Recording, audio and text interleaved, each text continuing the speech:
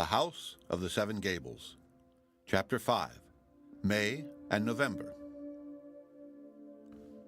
Phoebe Pyncheon slept on the night of her arrival in a chamber that looked down on the garden of the old house. It fronted towards the east, so that, at a very seasonable hour, a glow of crimson light came flooding through the window and bathed the dingy ceiling and paper hangings in its own hue. There were curtains to Phoebe's bed, a dark antique canopy, and ponderous festoons of a stuff which had been rich and even magnificent in its time, but which now brooded over the girl like a cloud, making a night in that one corner, while elsewhere it was beginning to be day. The morning light, however, soon stole into the aperture at the foot of the bed betwixt those faded curtains. Finding the new guest there, with a bloom on her cheeks like the morning's own, and a gentle stir of departing slumber in her limbs, as when an early breeze moves the foliage, the dawn kissed her brow. It was the caress which a dewy maiden, such as the dawn is, immortally, gives to her sleeping sister, partly from the impulse of a irresistible fondness, and partly as a pretty hint that it is time now to unclose her eyes. At the touch of those lips of light, Phoebe quietly awoke, and for a moment did not recognize where she was, nor how those heavy curtains chanced to be festooned around her. Nothing, indeed, was absolutely plain to her, except that it was now early morning, and that, whatever might happen next, it was proper, first of all, to get up and say her prayers. She was the more inclined to devotion from the grim aspect of the chamber and its furniture, especially the tall, stiff chairs, one of which stood close by her bedside, and looked as if some old-fashioned personage had been sitting there all night and had vanished only just in season to escape discovery. When Phoebe was quite dressed, she peeped out of the window and saw a rose bush in the garden. Being a very tall one and of luxuriant growth, it had been propped up against the side of the house and was literally covered with a rare and very beautiful species of white rose. A large portion of them, as the girl afterwards discovered, had blight or mildew at their hearts, but, viewed at a fair distance, the whole rose-bush looked as if it had been brought from Eden that very summer, together with the mold in which it grew. The truth was, nevertheless, that it had been planted by Alice Pyncheon, she was Phoebe's great-great-grandaunt, in soil which, reckoning only its cultivation as a garden plat, was now unctuous with nearly 200 years of vegetable decay. Growing as they did, however, out of the old earth, the flowers still sent a fresh and sweet incense up to their Creator. Nor could it have been the less pure and acceptable because Phoebe's young breath mingled with it, as the fragrance floated past the window. Hastening down the creaking and carpetless staircase, she found her way into the garden, gathered some of the most perfect of the roses, and brought them to her chamber. Little Phoebe was one of those persons who possess, as their exclusive patrimony, the gift of practical arrangement. It is a kind of natural magic that enables these favored ones to bring out the hidden capabilities of things around them, and particularly to give a look of comfort and habitableness to any place which, for however brief a period, may happen to be their home. A wild hut of underbrush, tossed together by wayfarers through the primitive forest, would acquire the home aspect by one night's lodging of such a woman, and would retain it long after her quiet figure had disappeared into the surrounding shade. No less a portion of such homely witchcraft was requisite to reclaim, as it were, Phoebe's waste, cheerless, and dusky chamber, which had been untenanted so long except by spiders and mice and rats and ghosts that it was all overgrown with the desolation which watches to obliterate every trace of man's happier hours. What was precisely Phoebe's process we find it impossible to say. She appeared to have no preliminary design, but gave a touch here and another there, brought some articles of furniture to light, and dragged others into the shadow, looped up or let down a window curtain, and in the course of half an hour had fully succeeded in throwing a kindly and hospitable smile over the apartment. No longer ago than the night before, it had resembled nothing so much as the old maid's heart, for there was neither sunshine nor household fire in one nor the other, and save for ghosts and ghostly reminiscences, not a guest for many years gone by had entered the heart or the chamber. There was still another peculiarity of this inscrutable charm. The bedchamber, no doubt, was a chamber of very great and varied experience as a scene of human life. The joy of bridal nights had throbbed itself away here, New immortals had first drawn earthly breath here, and here old people had died. But whether it were the white roses, or whatever the subtle influence might be, a person of delicate instinct would have known at once that it was now a maiden's bedchamber, and had been purified of all former evil and sorrow by her sweet breath and happy thoughts. Her dreams of the past night, being such cheerful ones, had exorcised the gloom, and now haunted the chamber in its stead. After arranging matters to her satisfaction, Phoebe emerged from her bedchamber with the purpose to descend again into the garden. Besides the rosebush, she had observed several other species of flowers growing there in a wilderness of neglect, and obstructing one another's development, as is often the parallel case in human society, by their uneducated entanglement and confusion. At the head of the stairs, however, she met Hepzibah, who, it being still early, invited her into a room which she would probably have called her boudoir had her education embraced any such French phrase. It was strewn about with a few old books, and a work-basket, and a dusty writing-desk, and had on one side a large black article of furniture of very strange appearance, which the old gentlewoman told Phoebe was a harpsichord. It looked more like a coffin than anything else, and indeed, not having been played upon or opened for years, there must have been a vast deal of dead music in it, stifled for want of air. Human finger was hardly known to have touched its chords since the days of Alice Pynchon, who had learned the sweet accomplishment of melody in Europe. Hepzibah bade her young guest sit down, and herself, taking a chair nearby, looked as earnestly at Phoebe's trim little figure as if she expected to see right into its springs and motive secrets. "Cousin Phoebe," said she at last, "I really can't see my way clear to keep you with me." These words, however, had not the inhospitable bluntness with which they might strike the reader, for the two relatives, in a talk before bedtime, had arrived at a certain degree of mutual understanding. Hepzibah knew enough to enable her to appreciate the circumstances resulting from the second marriage of the girl's mother, which made it desirable for Phoebe to establish herself in another home. Nor did she misinterpret Phoebe's character and the genial activity pervading it, one of the most valuable traits of the true New England woman, which had impelled her forth, as might be said, to seek her fortune, but with a self-respecting purpose to confer as much benefit as she could anywise receive. As one of her nearest kindred, she had naturally betaken herself to Hepzibah, with no idea of forcing herself on her cousin's protection, but only for a visit of a week or two, which might be indefinitely extended should it prove for the happiness of both. To Hepzibah's blunt observation, therefore, Phoebe replied as frankly and more cheerfully, "Dear cousin, I cannot tell how it will be," said she, "but I really think we may suit one another much better than you suppose."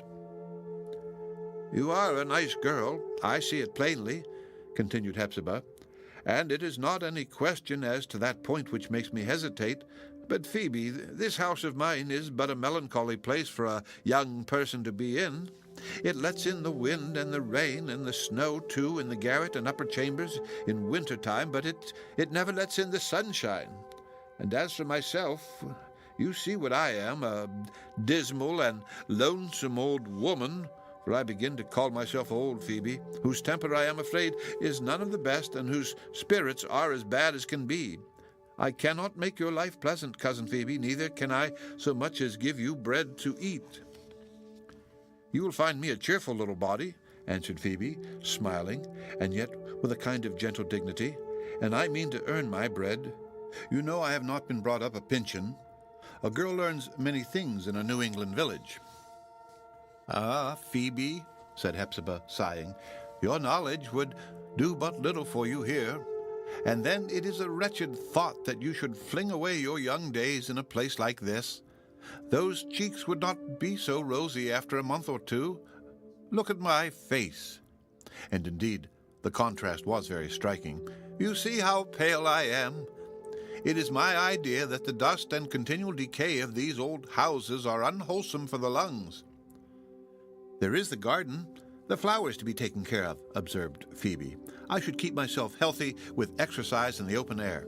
"And after all, child," exclaimed Hepzibah, suddenly rising as if to dismiss the subject, "it is not for me to say who shall be a guest or inhabitant of the old Pynchon house. Its master is coming." "Do you mean Judge Pynchon?" asked Phoebe in surprise. "Judge Pyncheon," answered her cousin angrily.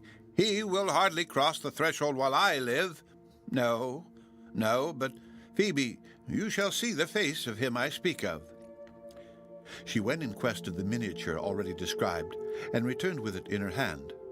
Giving it to Phoebe, she watched her features narrowly, and with a certain jealousy as to the mode in which the girl would show herself affected by the picture. "How do you like the face?" asked Hepzibah. "It is handsome." "It is very beautiful," said Phoebe admiringly. "It is as sweet a face as a man's can be or ought to be. It has something of a child's expression, and yet not childish, only one feels so very kindly towards him. He ought never to suffer anything. One would bear much for the sake of sparing him toil or sorrow. Who is it, Cousin Hepzibah?" "Did you never hear," whispered her cousin, bending towards her, "of Clifford Pyncheon?" "Never. I thought there were no Pyncheons left except yourself and our cousin Jaffrey," answered Phoebe. "And yet I seem to have heard the name of Clifford Pyncheon." "Yes, from my father or my mother. But has he not been a long while dead?" Well, child, perhaps he has," said Hepzibah with a sad, hollow laugh. "But in old houses like this, you know, dead people are very apt to come back again. We shall see. And, Cousin Phoebe, since after all that I have said your courage does not fail you, we will not part so soon. You are welcome, my child, for the present, to such a home as your kinswoman can offer you." With this measured but not exactly cold assurance of a hospitable purpose, Hepzibah kissed her cheek. They now went below stairs, where Phoebe, not so much assuming the office as attracting it to herself by the magnetism of innate fitness, took the most active part in preparing breakfast. The mistress of the house, meanwhile, as is usual with persons of her stiff and unmalleable cast, stood mostly aside, willing to lend her aid, yet conscious that her natural inaptitude would be likely to impede the business in hand. Phoebe and the fire that boiled the tea-kettle were equally bright, cheerful, and efficient in their respective offices. Hepzibah gazed forth from her habitual sluggishness, the necessary result of long solitude as from another sphere. She could not help being interested, however, and even amused at the readiness with which her new inmate adapted herself to the circumstances, and brought the house, moreover, and all its rusty old appliances into a suitableness for her purposes. Whatever she did, too, was done without conscious effort, and with frequent outbreaks of song, which were exceedingly pleasant to the ear. This natural tunefulness made Phoebe seem like a bird in a shadowy tree, or conveyed the idea that the stream of life warbled through her heart as a brook sometimes warbles through a pleasant little dell. It betokened the cheeriness of an active temperament, finding joy in its activity and therefore rendering it beautiful. It was a New England trait, the stern old stuff of Puritanism with a gold thread in the web. Hepzibah brought out some old silver spoons with the family crest upon them, and a china tea-set painted over with grotesque figures of man, bird, and beast in as grotesque a landscape. These pictured people were odd humorists in a world of their own, a world of vivid brilliancy so far as color went, and still unfaded, although the teapot and small cups were as ancient as the custom itself of tea-drinking. "Your great-great-great-grandmother had these cups when she was married," said Hepzibah to Phoebe.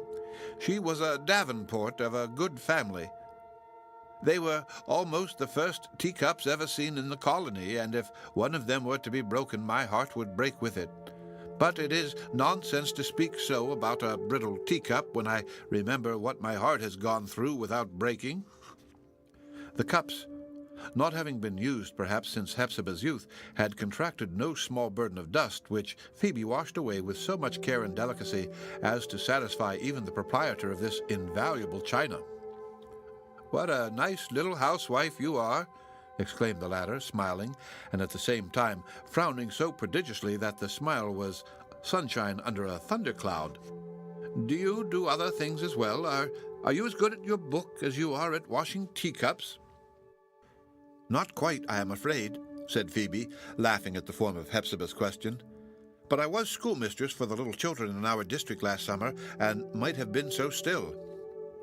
"Ah, 'tis all very well," observed the maiden lady, drawing herself up, "but these things must have come to you with your mother's blood. I never knew a Pyncheon that had any turn for them."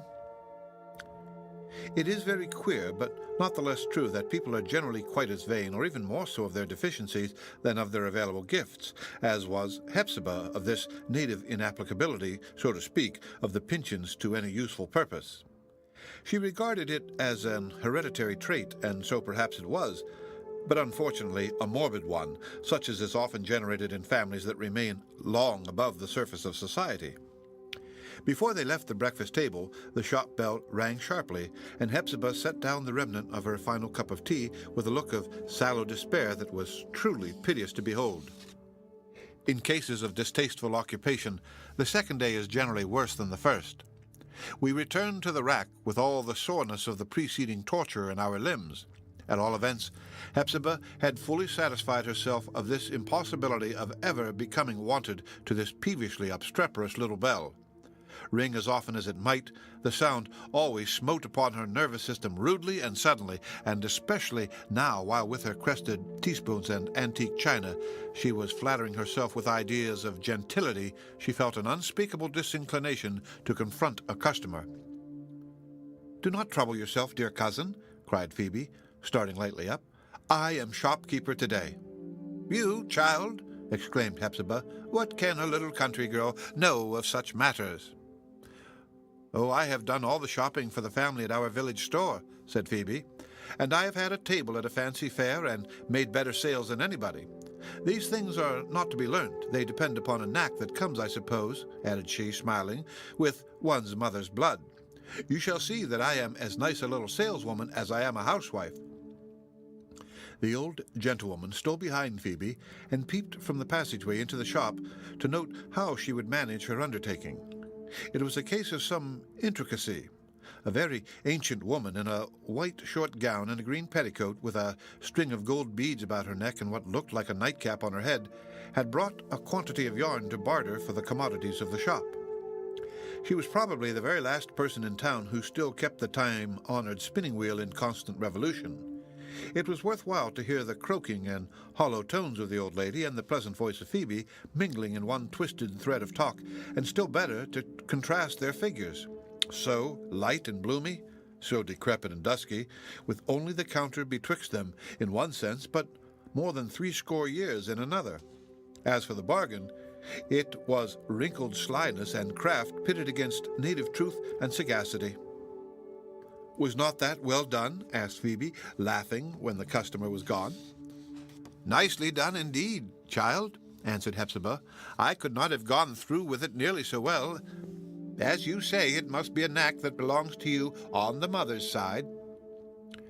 It is a very genuine admiration that with which persons too shy or too awkward to take a due part in the bustling world regard the real actors in life's stirring scenes, so genuine, in fact, that the former are usually fain to make it palatable to their self-love by assuming that these active and forcible qualities are incompatible with others which they choose to deem higher and more important. Thus, Hepzibah was well content to acknowledge Phoebe's vastly superior gifts as a shopkeeper. She listened, with compliant ear, to her suggestions of various methods whereby the influx of trade might be increased and rendered profitable without a hazardous outlay of capital. She consented that the village maiden should manufacture yeast, both liquid and in cakes, and should brew a certain kind of beer, nectareous to the palate, and of rare stomachic virtues, and moreover should bake and exhibit for sale some little spice cakes, which whosoever tasted would longingly desire to taste again. All such proofs of a ready mind and skilful handiwork were highly acceptable to the aristocratic hucksteress, so long as she could murmur to herself with a grim smile and a half-natural sigh and a sentiment of mixed wonder, pity, and growing affection. "What a nice little body she is! If she only could be a lady, too, but that's impossible. Phoebe is no Pyncheon. She takes everything from her mother." As to Phoebe's not being a lady, or whether she were a lady or no, it was a point perhaps difficult to decide, but which could hardly have come up for judgment at all in any fair and healthy mind. Out of New England, it would be impossible to meet with a person combining so many ladylike attributes with so many others that form no necessary, if compatible, part of the character. She shocked no canon of taste. She was admiringly in keeping with herself, and never jarred against surrounding circumstances. Her figure, to be sure, so small as to be almost childlike, and so elastic that motion seemed as easy or easier to it than rest, would hardly have suited one's idea of a countess. Neither did her face, with the brown ringlets on either side, and the slightly piquant nose, and the wholesome bloom, and the clear shade of tan, and the half-dozen freckles, friendly remembrances of the April sun and breeze, precisely give us a right to call her beautiful. But there was both luster and depth in her eyes. She was very pretty, as graceful as a bird, and graceful much in the same way.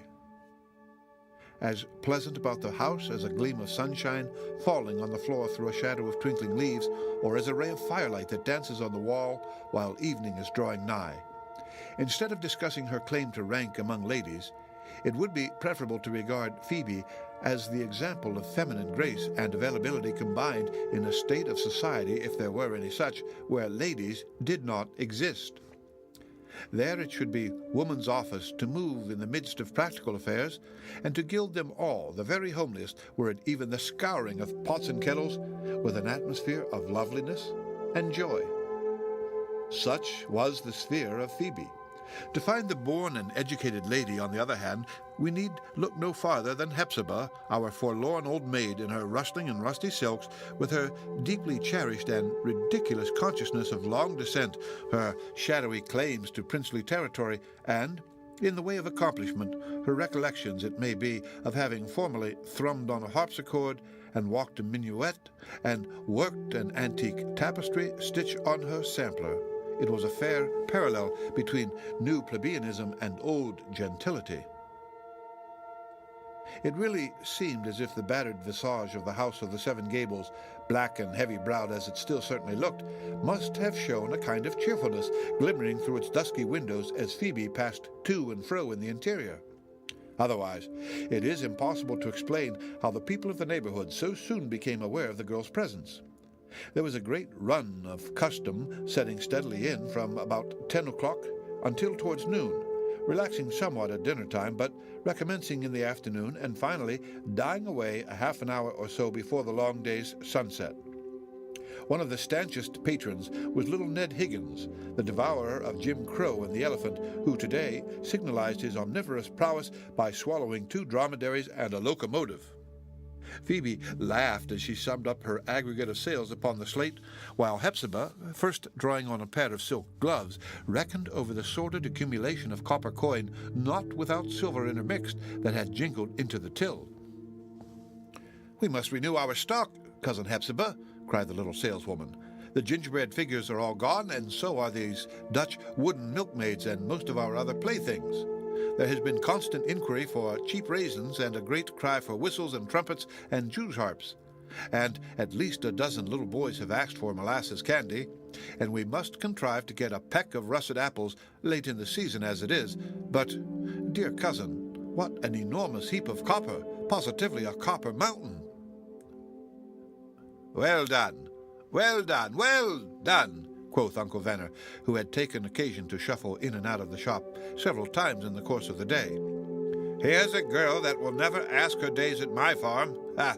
Bless my eyes, what a brisk little soul." "Yes, Phoebe is a nice girl," said Hepzibah with a scowl of austere approbation. "But, Uncle Venner, you have known the family a great many years. Can you tell me whether there ever was a Pyncheon whom she takes after?" "I don't believe there ever was," answered the venerable man. "At any rate, it never was my luck to see her like among them, nor for that matter anywhere else. I've seen a great deal of the world, not only in people's kitchens and backyards, but at the street corners and on the wharves and in other places where my business calls me, and I'm free to say, Miss Hepzibah, that I never knew a human creature do her work so much like one of God's angels as this child Phoebe does." Uncle Venner's eulogium, if it appeared rather too high-strained for the person and occasion, had nevertheless a sense in which it was both subtle and true. There was a spiritual quality in Phoebe's activity. The life of the long and busy day, spent in occupations that might so easily have taken a squalid and ugly aspect, had been made pleasant and even lovely by the spontaneous grace with which these lovely, homely duties seemed to bloom out of her character, so that labor, while she dealt with it, had the easy and flexible charm of play. Angels do not toil, but let their good works grow out of them, and so did Phoebe. The two relatives, the young maid and the old one, found time before nightfall in the intervals of trade to make rapid advances towards affection and confidence. A recluse like Hepzibah usually displays remarkable frankness and at least temporary affability on being absolutely cornered and brought to the point of personal intercourse. Like the angel whom Jacob wrestled with, she is ready to bless you when once overcome. The old gentlewoman took a dreary and proud satisfaction in leading Phoebe from room to room of the house and recounting the traditions with which, as we may say, the walls were lugubriously frescoed. She showed the indentations made by the lieutenant governor's sword hilt in the door panels of the apartment where old Colonel Pyncheon, a dead host, had received his affrighted visitors with an awful frown. The dusky terror of that frown, Hepzibah observed, was thought to be lingering ever since in the passageway. She bade Phoebe step into one of the tall chairs and inspect the ancient map of the Pyncheon territory at the eastward. In a tract of land on which she laid her finger there existed a silver mine, the locality of which was precisely pointed out in some memoranda of Colonel Pyncheon himself, but only to be made known when the family claim should be recognized by government. Thus, it was for the interest of all New England that the Pyncheons should have justice done them. She told, too, how that there was undoubtedly an immense treasure of English guineas hidden somewhere about the house, or in the cellar, or possibly in the garden. "If you should happen to find it, Phoebe," said Hepzibah, glancing aside at her with a grim yet kindly smile, "we will tie up the shop bell for good and all." "Yes, dear cousin," answered Phoebe, "but in the meantime I hear somebody ringing it." When the customer was gone, Hepzibah talked rather vaguely and at great length about a certain Alice Pyncheon, who had been exceedingly beautiful and accomplished in her lifetime 100 years ago. The fragrance of her rich and delightful character still lingered about the place where she had lived as a dried rosebud scents the drawer where it has withered and perished. This lovely Alice had met with some great and mysterious calamity, and had grown thin and white, and gradually faded out of the world. But even now she was supposed to haunt the house of the Seven Gables, and, a great many times, especially when one of the Pyncheons was to die, she had been heard playing sadly and beautifully on the harpsichord. One of these tunes, just as it had sounded from her spiritual touch, had been written down by an amateur of music. It was so exquisitely mournful that nobody to this day could bear to hear it played unless when a great sorrow had made them know the still profounder sweetness of it. "Was it the same harpsichord that you showed me?" inquired Phoebe. "The very same," said Hepzibah. "It was Alice Pyncheon's harpsichord. When I was learning music, my father would never let me open it, so as I could only play on my teacher's instrument, I have forgotten all my music long ago."